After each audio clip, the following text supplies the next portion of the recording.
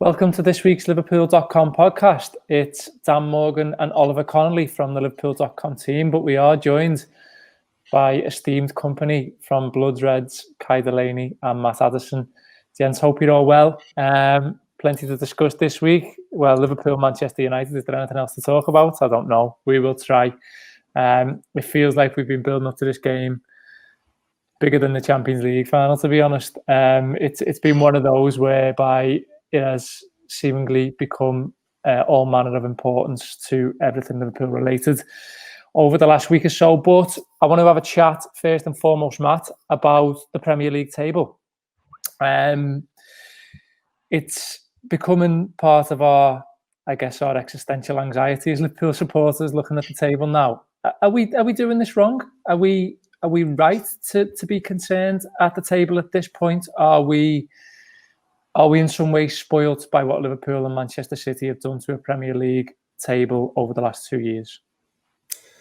To be honest, I think there's a couple of different ways of looking at it. I think first and foremost, we have been spoiled over the last couple of seasons. We've not needed to look at the table because we knew exactly where Liverpool were. We knew roughly how many points ahead of everybody else they were. And obviously that isn't likely to ever be the case this season, just with the way that it is. But there is the sort of viewpoint that you just sort of take each game as it comes. And I'm sure we'll hear that line plenty of times from Jurgen Klopp and plenty of other managers in this title race. But the way that I'm looking at it at this particular moment in time is that we're almost in a false position. We forget, I think, because we're so many months into this season, that the season did start late, and Liverpool this season have played 17 matches. The 17th match of last season was, I think, on the 14th or 13th of December against Watford. So we're essentially, in terms of how far elapsed this Premier League season is this year, we've not even reached Christmas in a normal season. And I think people forget that. I think we're,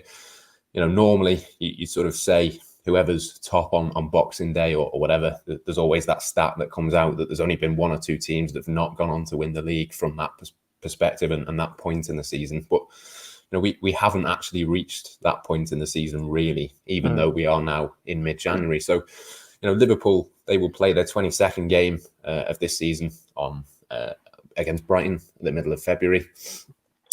The same weekend that we're coming up to this season compared to last season was Manchester United. That was Liverpool, the 2-0 win last season. That was Liverpool's 22nd game. So we are almost in a false position. So I think you do look at the table, and I think if you look at the fixtures of the teams around Liverpool, you do have to sort of hope that Liverpool get some consistency and get themselves to the top of that table and stay there over the next few weeks. But there is also that thing in the back of my mind that we're not actually as far through the season as maybe a few people think.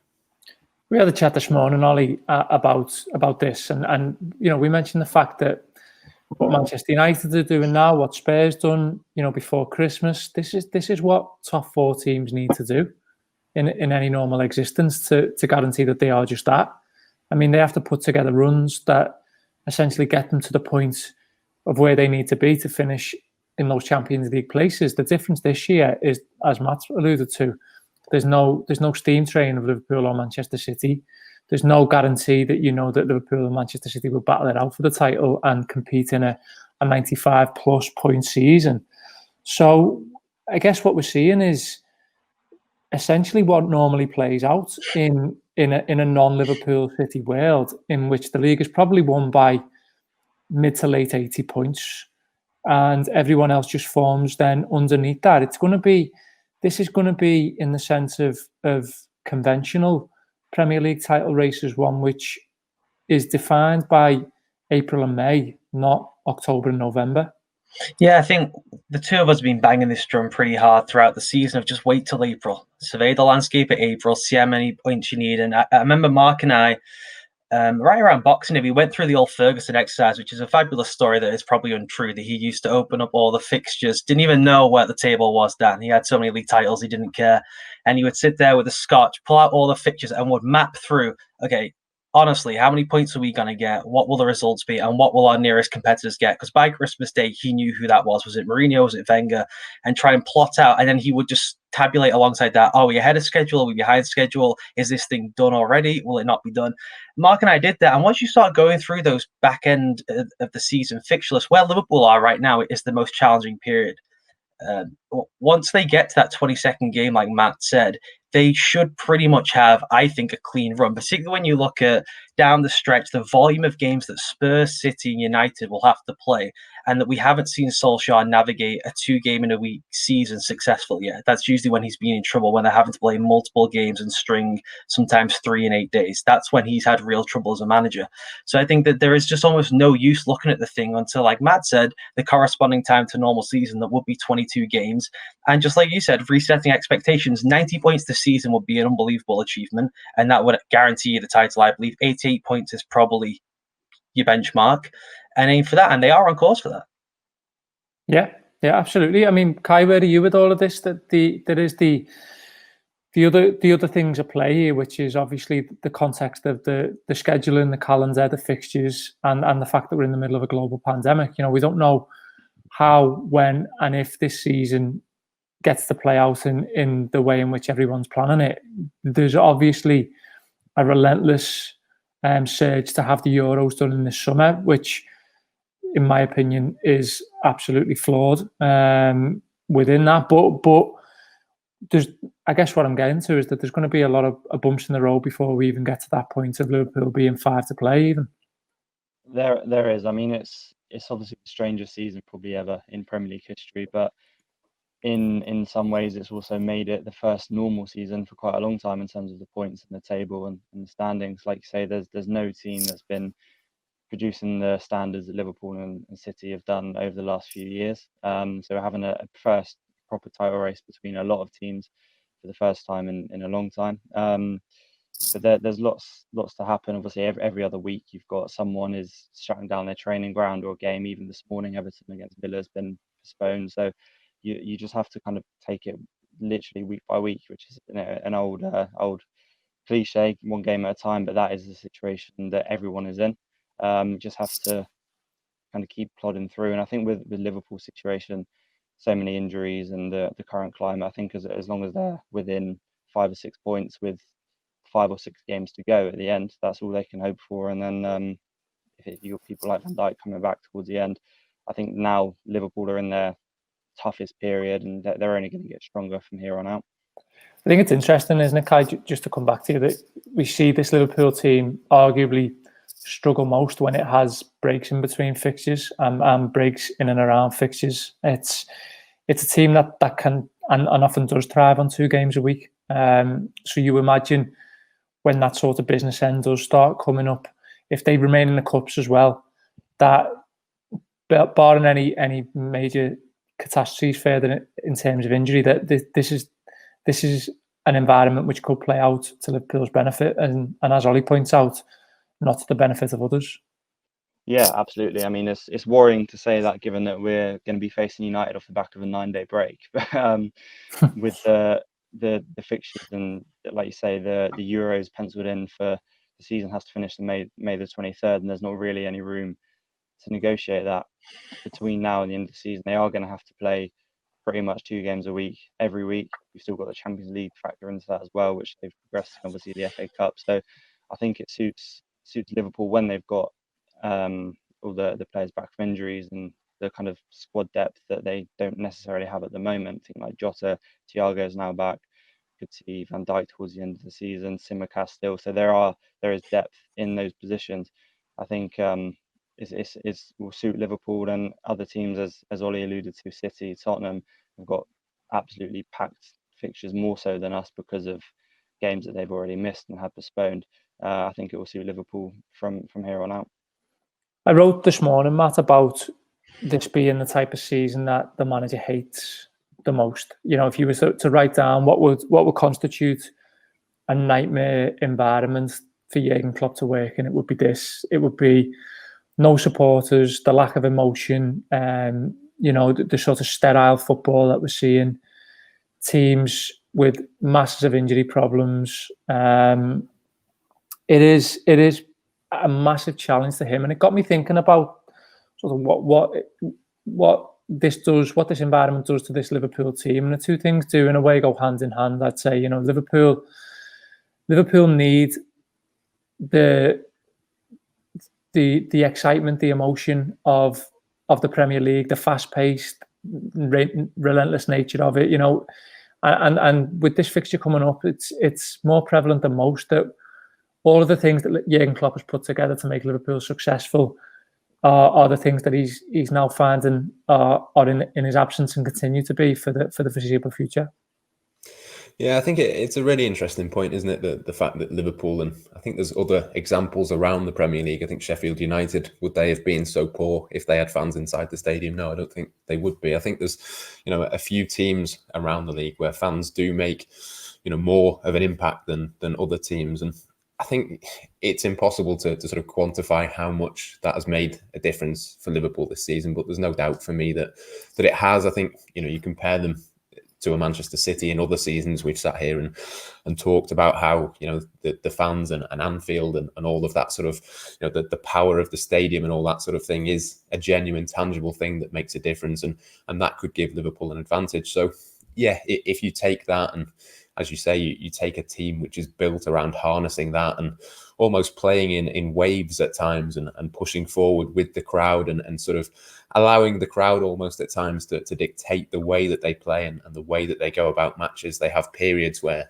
you know, they go all out and they attack, and they have other periods where they just take a breath and sort of use the surroundings and the environment to determine when that is. So I think it's a huge, huge thing for Liverpool. But I think an even bigger thing for me is the sort of strange gaps between games. I mean, I've written, and we've done a video on our YouTube channel recently on rhythm, and that's, you know, obviously a word that Jurgen Klopp uses a lot. What we've seen so far this season is that there has been sort of gaps. You think before the West Brom game, what was it, 8 days before that, there was a gap.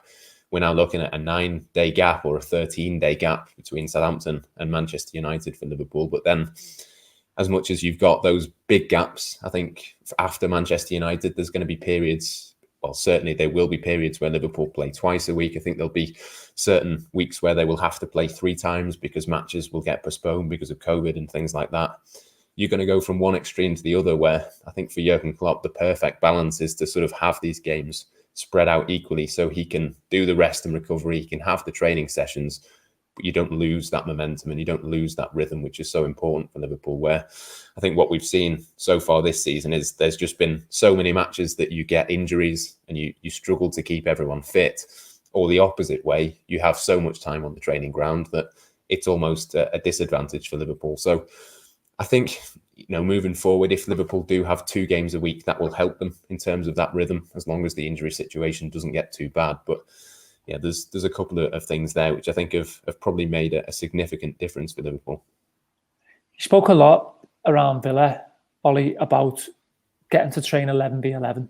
You know, he talked about you have the full week off, so therefore we can do more 11v11 stuff. And I think that's where he wants his priorities to be. You know, you think about those warm weather camps that he eulogises over so much. That's so because he can get his lads in the shape of a game and to work on the stuff that he loves to work on. But it's hard to judge or guess where his balance is with that, because, you know, we can look at an 8-day break and say, okay, they've got tons and tons of time to work and train in there. But when you're dealing with players with niggles and knocks, when you're dealing with your sports science team saying, I wouldn't do that much with him today, when you're dealing with a team in the middle of a really arduous season, then it's not as if it's a pre-season, everyone's back, they've just done the lactate tests and everyone's good to go, they've got miles to put in the legs. This is a different scenario he's managing all the time. So I guess I'm just wondering sort of why it is that Liverpool don't always respond great to more breaks between games. I don't know. It's a strange one because, like you say, particularly back in Dortmund, everything was about those pre-season breaks or the mid-season break. It was almost as if he didn't think the team or the season started until they got off to Dubai for a fortnight, and then they would come back and they would just roll through everyone. So it's a really strange one. I do think this season is a it's a season of clumps. It's like you see Spurs the contenders for 4 weeks because they have a good 4-week run. And there's so many games you can really rack up points and performances and memorable things. And I do think with this team in particular, this team feels like an events team more than the two in the past, that they need a moment to play. When the fans are back, they're right up for it. You go through the best performances this year in terms of how they asked to move the ball in particular. Chelsea away, they were unbelievable. That first 30 minutes against City before everyone just kind of fell off a cliff. And the Spurs on with the fans back. When there's a moment to get up for it, they seem like they're right at it. It seems like they're the best. It's kind of the self-starting, sleepwalking through those first 15 minutes against Newcastle and Southampton, when maybe you've had some more time, maybe you're not as switched on, not as focused. There aren't the fans like you've spoken about, and they just can't self-start. So I do wonder if there's just an energy thing there with the breaks. It's a really, really tough one to put you to figure out, because they have had fans in the stands whenever there's normally been a break. I think one thing that will help this year is they kind of keep getting nice additions back every couple of weeks now. You know, they got Ox back, they got Thiago back, then here comes Jota. It's like, oh, hello, we're off and going. There will come a point where they have their 4-week run where they just start wiping the floor with everyone, right? Coalesces around Thiago and Jota and everyone's firing. That point will come, and they will hit a groove where for 4 weeks they play as well as anyone else in the league. And it's what can you squeeze out of that 4 weeks? And once we hit that point, we'll be thankful there's 3 games in a week, that they will not come fast enough when everything starts to click, and that will come at some point. It's just waiting on that run to come. I think this was my sort of FA Cup point at the time, Kai, was that, you know, you can't, you've got no other way of getting rhythm into player number 11 to player number 18 unless they're playing in games like the FA Cup. And that, you know, that becomes inevitably harder when you inevitably draw Manchester United away, and Manchester City inevitably draw Marine, even though they went out to Tottenham the round before. So it's a difficult one to judge and fathom, because it's really, really important that Liverpool have an Oxlade-Chamberlain, an Naby Keita, Xherdan Shaqiri ready for when they need them. But they're not going to be ready unless they have games in the tank and miles in the legs. And that's where my sort of 2-game a week comes into it. The problem with that inevitably is you very quickly end up in a position where you need to win every game, and it's then more of a risk to drop in a Takumi Minamino against Crystal Palace, for example, even though you go on to absolutely wipe the floor with them. If that game doesn't go well, then everyone's looking at the manager saying, why did you do that? And it's the chicken and the egg. But I think that's where it comes into it, because this manager, I know I'm talking a lot, is very small C conservative in that sense, in that he backs his probably 1 to 13 lads, and he's at times overly reluctant to use player 13 to 20 or player 11 to 18, and that's something that he might have to roll the dice with, and especially if he's trying to change how Liverpool attack over the next coming weeks and months, he might have to look at some other options. Yeah, I mean, if you look at the games this season so far, a lot of the team has stayed the same, primarily through the spine. You look at the front three, have played more or less every game. The defence, we know the situation there, have been very limited in the players that have been available. So Fabinho, for example, has played almost every minute this season when he's been available. And I think Klopp would need a situation where Minamino, for example, at Palace, he came in and played very well, probably one of his best Liverpool performances to date. We haven't actually seen him start a game since, but that's what Klopp's going to be needing more of this season, when you can drop in the players like a Minamino. Shaqiri, there's been a lot of call after his performance off the bench in the last game. So players like Minamino, Shaqiri, Jota, obviously when he's back, he was flying, but he could argue that he'd be starting in the strongest 11 anyway when they're available. But we're going to need a lot of those players who are on the bench in and around the fringes to step up when they're called upon. And like I say, it's trying to find that right opportunity. If you have 2 or 3 games in a week, you are going to have to start probably Oxlade-Chamberlain or Naby Keita in one of them. But if you start them at Brighton away and you end up drawing the game, questions are going to be asked. We'll go to United then, Ollie. We've put it off for long enough. We've certainly written about it enough on the site, so get over there and check that out. There's plenty of United content there. Again, we had a chat this morning and we talked about how Manchester United setup, especially in attack, is going to be key to how the game plays out and also how Liverpool deal with that.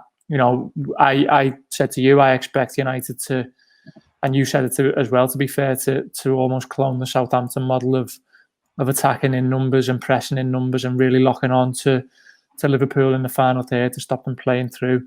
For me, regardless of personnel, which we'll come to, it's all about whether Liverpool beat that first line of the United press. And if they do, then I think they can sort of take the game away from United, maybe not in score, but in spirit in the first 30 minutes in particular.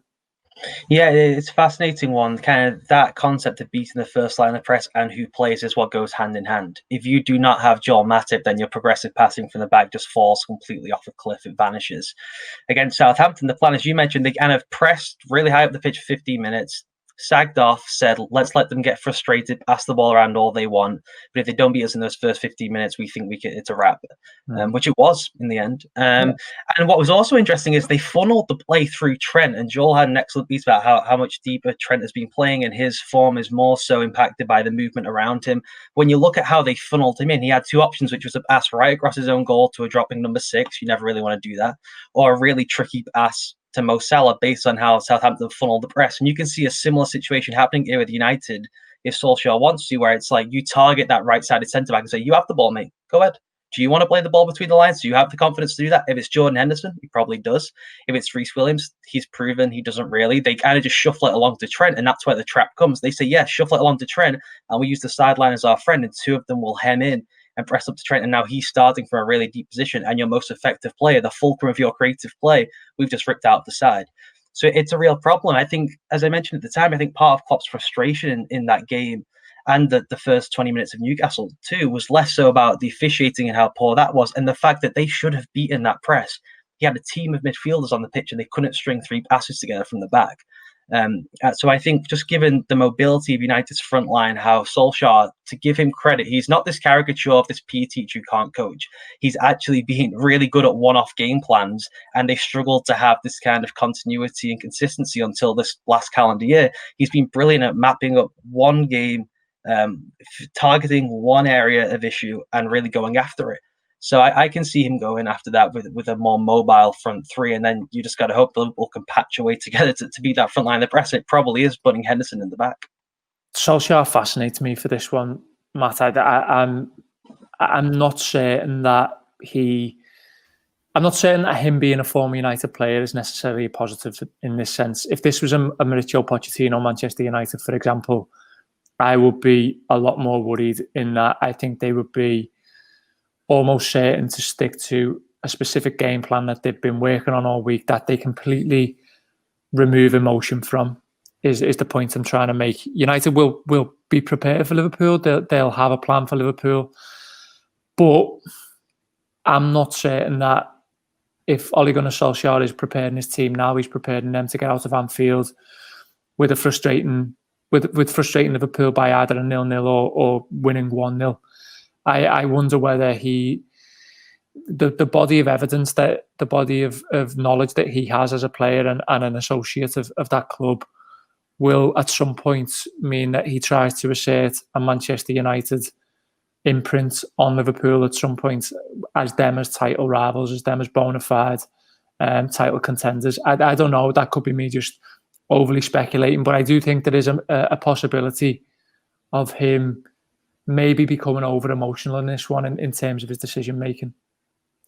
I think it'll tell us a lot, to be honest, about how serious Manchester United are in this title race. I think for them, certainly, and probably for Liverpool as well, at a point isn't the worst result in the world in terms of where both teams are. I think if you said to me now the game finishes 1-1, I think most of us are all right with that. I think Liverpool have got the capability to go and win that game, but you just want to be sort of in and around that sort of area. I know that Manchester City have got some favourable fixtures. I think they play 6 times before Liverpool, and I'd be surprised if they didn't win 5 at least of those matches. But as long as Liverpool take a point from this one, go forward and sort of take a few steps forward, it's not the end of the world. And I think for Manchester United, particularly because it's at Anfield, it's even more the case that if they draw this game, that's probably, a really, really good result for them. But as you say, I think it's going to be really interesting and really telling to see what they do if they do come to Anfield and not play for a draw, because that would be a risk. But let's say it gets to 70 minutes and it's 0-0. What do they do then? Do they go for it? Do they try and do almost what I think would be a bit of a naive way of going about it? And then, possibly they win, possibly they lose. Who knows what happens from that point. But I think the sensible thing from Solskjaer and from Manchester United would be to play it relatively safe, to go into this game knowing that they've got an advantage over Liverpool, and at a point would maintain that for them. So I think it'll be really interesting to see what he does. Who knows at this point? We haven't seen Manchester United in this position for a long time, have we? We haven't seen what Solskjaer is like in these big matches towards the second half of a season where they're in a title race. So this is almost the first opportunity for us to really work out what they're going to be about this season. I think the worry for me at the end of this game would be if it is a draw, and if they have come to Anfield and stifled Liverpool, that would suggest that they're in it for the long run. If they sort of go about it a little bit naively, I think that will probably give Liverpool a lot more hope. I think the big question, Kai, in terms of Liverpool and selection is around centre-back. Joel Matip wasn't in training pitches yesterday, and it looks like he's now in a race against time to make it. It would be then, for me, a straight shootout between Jordan Henderson and Reece Williams. I can't for the life of me see Nat Phillips getting near this one from the start. So when he does appear in the lineup on Sunday, feel free to clip this and put it out on Twitter.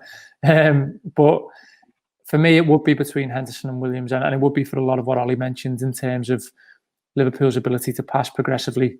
I don't think Henderson does a lot wrong defensively against Southampton, is the other thing I'd say.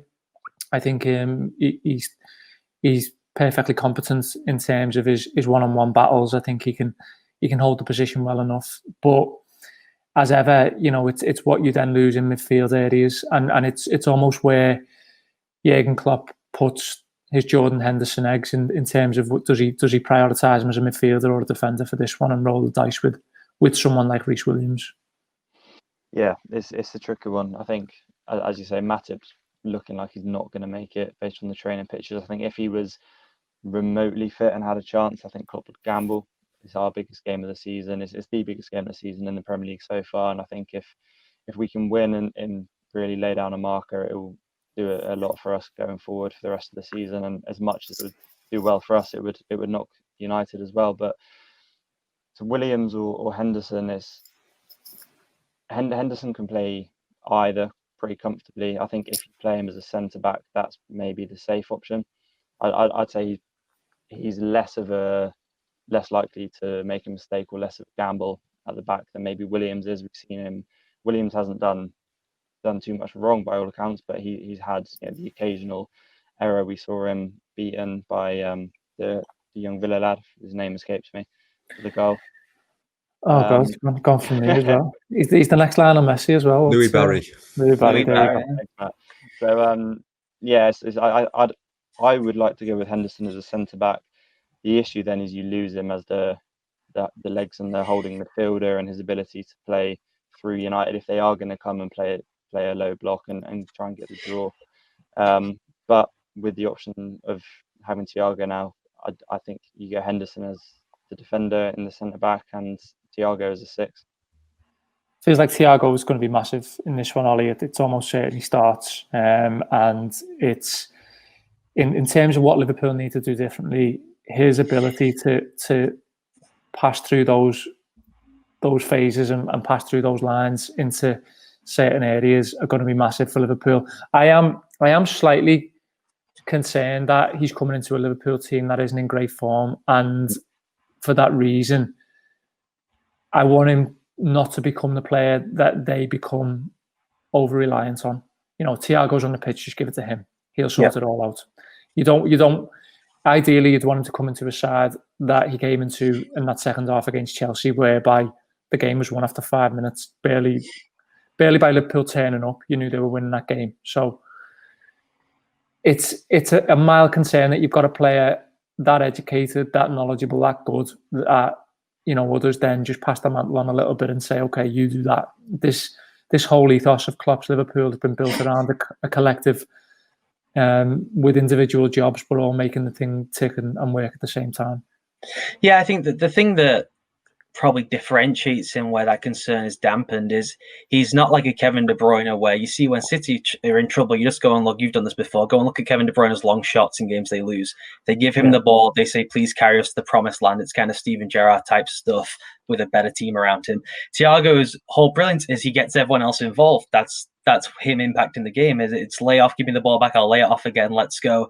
And he kind of cranks you through the gears, and he will play some, passes that get 15,000 retweets on Twitter and stuff. But the whole point of him is to make everyone else better. It's not dragging you all on his own and like jumping on his cape and he'll take you there. So I think that dampens it a little bit. The thing, I think it does go to the centre-back issue. That Reece Williams has been fine. I don't think it would be harsh to criticise him. What he does is he restricts what they can do. There's just no doubt about that. And this really, for me, is almost a Klopp psychology match with his team selection. Does he want to go 4-2-3-1? Does he want to go 4-3-3? Does he have the cojones to start Henderson in the back and to not stick a natural defender there? This is a big brother game. The same way they did to Chelsea in that 45 minutes, the same way they did to Tottenham. Oh, you're the latest challenger? We'll knock you down. And United's the next one through the gate. Okay, let's go have them. This really needs to be like a throwback 2 years ago. Balls zipping around everywhere, a bluster game, 2-0 in 35 minutes, and United looking shell-shocked like teams can move that fast. I didn't realise this was the level we had to ascend to. Yeah, the Championship level is up there, not this little getting by with, terrible performances away at West Ham where you sneak a couple of goals at the end. That's not how you win titles anymore. So I would really like him to say, we are building this system around Thiago in the middle with Henderson at the back, and we're really going for him. Let's see if they can match it. The other option, the other thing on the table here, Matt, is a change of system. Does he look at a Wijnaldum and Thiago base and bring in a player like Shaqiri? I have a sneaking suspicion Shaqiri might get the nod for this one from the start. I think it would be bold from Jurgen Klopp to introduce. Okay, it's a system he's played before, but to introduce it again in a game like Manchester United when they've got the 4-3-3, they know the way home with the 4-3-3. I think it'd be massively bold, but there is the option there, the other option, which is to revert to a 4-2-3-1 and give Liverpool that extra sort of Diogo Jota type attacker, maybe in the form of Xherdan Shaqiri, maybe in the form of Alex Oxlade-Chamberlain. You don't know. Yeah, I mean, I think it would be bold. But at the same time, if it was Diogo Jota that we were talking about instead of Xherdan Shaqiri, I mean, 100% I'd be doing it. So is it that much different, really? I'm not sure it is. I think the options in midfield, if you do end up playing Jordan Henderson at centre-back, would edge me even further towards a 4-2-3-1. It doesn't look like Naby Keita is going to be back. He's the same as Joel Matip. We didn't see him in the training pictures earlier this week, so it looks like he's going to be out. Alex Oxlade-Chamberlain, for me, has just looked miles off it. I wouldn't have him starting in a game like this on the evidence that we've seen so far. And, that's nothing against him as a player. He's just, for me, just looked, really rusty since he's come back from injury. And of course, the only way to get back to his previous levels is to play. But I don't think Manchester United is the game to be doing that. So if you were to go 4-2-3-1, I think it would be a Shaqiri. I think you'd play Mohamed Salah through the middle, Shaqiri off the right. And we have seen, that work for Liverpool so far this season, but just not necessarily in games as big and important as Manchester United. So it would be bold, but I mean, I'd be tempted by it for a couple of reasons. As I say, if you have to play Henderson, I think you might be forced into that. But I think it also might help in terms of the fullbacks if you've got an extra sort of creative player in Shaqiri. You've got Thiago just behind him. I think it maybe takes a little bit of the strain off someone like Trent Alexander-Arnold to get forward. We know that if Jordan Henderson's at centre-back, Trent then has to sort of adapt his game and maybe not push as far forward, maybe not take as many risks as he might do, especially when you think he's going to be up against a Martial or a Rashford going the other way. So I think if you had that 4-2-3-1, it might just change the emphasis in the way that Liverpool attack. And if you can take a little bit of pressure off Trent's shoulders at this moment in time, I think that's probably not a bad way of going about it. Well, one big thing we haven't touched on, Dan, is how Bruno Fernandes factors into all this.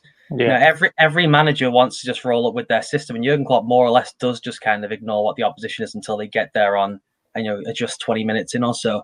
But some players are too special and are so important to the whole construct of the team. And Solskjaer has played 3 at the back, 4 at the back, diamond, no diamond, 2 central strikers, 1 central striker. But no matter what, it's all about how to get the best out of Fernandes. And does he want to have one player screen and shadow him all over the pitch? Does he want to put Henderson in the 6th role and do that? Does he mind compromising that and saying, well, I kind of trust Henderson and Firmino together to maybe set their point based on where Fernandes is? Does he trust Thiago to go chase him around the pitch? And if you do trust Thiago to do that, does that take him out of being the guy who leads your transition? So it's a really tough kind of puzzle to piece together when you just drop this, the best player in the league, the best informed player in the league. Let's just, this is what it is. When you drop him on the pitch and he's so essential to what the other team does, you really do kind of have to take your mark off what their setup is with him. For what it's worth, I wouldn't surprise me if this becomes, a game defined by what Liverpool do with Fernandes going one way, but what they do with Roberto Firmino going another.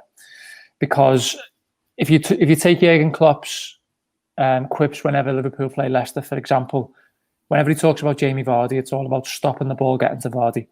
And often you see how frustrated Maddison gets against Liverpool. It's because the front 3 will drop really narrow, drop really deep. They will stop the screen into the whole midfielders, whoever that might be, or the number 8s for Leicester. And then therefore, no one gets Maddison on the ball, and by virtue, no one gets Vardy on the ball. And I think this starts and ends with Firmino. I think Firmino will have a real job in stopping the ball getting to Paul Pogba. I think he'll have to cut off those passing lanes massively. I think he'll have to play within that space in which Pogba likes to pick the ball up, feed into Fernandes, and then Fernandes can cause havoc. I think Liverpool have to basically employ that tactic, and they will do, but they have to do it from a lot deeper. So it wouldn't surprise me if it is Henderson at centre-back, and then it is the instruction to Trent and Robertson is you just go. You do not worry about what's behind you. You do not worry if Martial and Rashford are cheating the other side of you. You do not worry about that. Let someone else deal with it. You go, you turn them round, and what you're essentially left with then is Liverpool, if they stick to the 4-3-3, looking something like a 3-4-3, whereby the number 6 drops in, centre-back split, Liverpool beat that press, and no one can get the ball to Bruno Fernandes because it's just so compact with the 3 and the 4. So I think that the conversation around how they stop Fernandes actually starts with the front 3 and Firmino. And if Liverpool by then can work on the turnover with that, then that's how they're in play in this game, I think. Oh yeah, I forgot I'm posting this. I said, phone it in now. Call Linders. Say, hey, we figured it out. I'm just going to exit the screen now. I'm just going to get off. That's me. Mic drop. One final question then. On the whole, Kai, how do you feel about United being in this title race? There's a lot of interest in me from people's sort of perception of what is Liverpool's biggest rival, what's Liverpool's most feared rival, and there's a lot of people right now really, really anxious about the fact that United have an opportunity, if you like, to go 21 titles after Liverpool getting 19. I mean, where are you with them being in and around it? Are you sort of anyone but them, or are you more sort of relaxed? It's probably one of those that will be replayed in May when they're lifting the title or something. But I think 1-2 end of the season will still be Liverpool City, and I have even when City were down in 5th, 6th, all the games in hand. I think Liverpool and Man City have the best 2 squads, the best 11s in the league.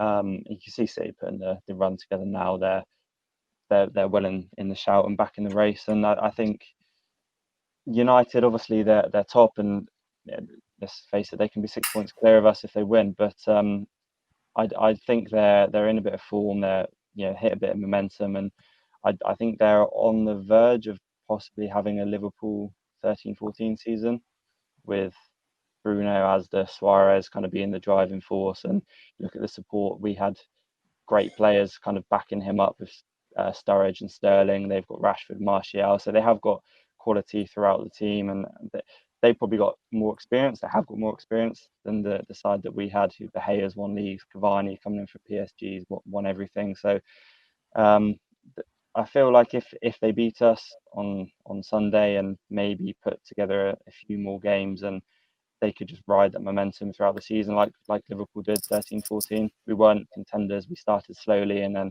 all of a sudden at Christmas, January, we kind of found ourselves first and kind of kept going with it. But no, having said that, I still think they won't be in the top two come the end.